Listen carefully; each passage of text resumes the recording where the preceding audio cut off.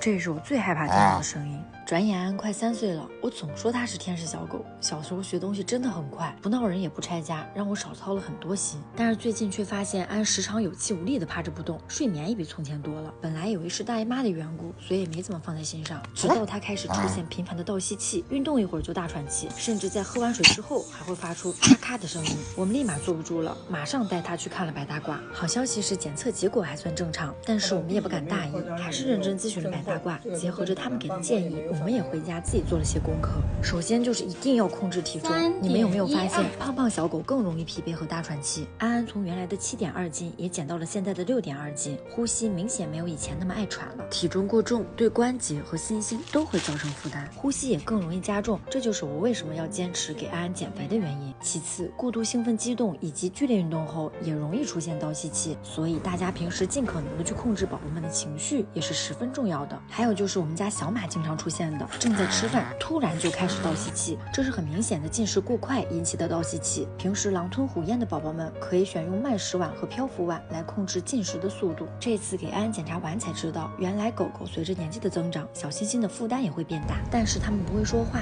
只能给我们放些小信号。尤其像比熊、博美、泰迪、约马西这类小型犬，本身的身体条件就不是很好，所以要更注重日常的养护。平时可以搭配 MAG 这款护心辅酶软锭，一粒包含10种养心因子，一起作用毛孩子的小心心。像猪心粉、沙丁鱼粉中富含丰富的辅酶，还搭配了鱼油、姜黄和卵磷脂，都是可以养护小心心的。每一粒都做的冷压软锭剂型，口感像是小肉丸，保留营养的同时兼顾了适口性，很容易就被吃下去了。像我们这种5、6斤以下的宝宝，一天1颗，一罐能吃半年左右，性价比也很高。最后，养育宠物不仅仅是陪伴，在日常生活中更需要家长们提前预见。